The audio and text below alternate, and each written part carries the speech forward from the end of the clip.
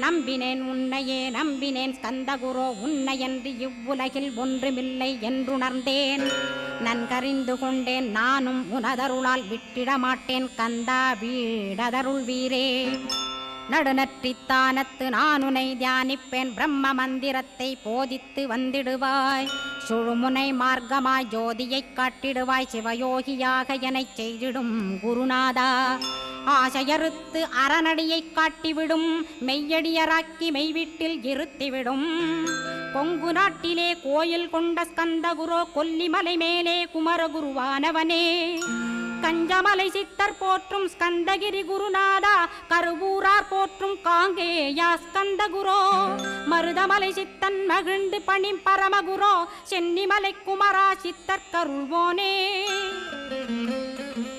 சிவவாக்கிய சித்தருளை சிவன்மலையில் போற்றுவரே Palani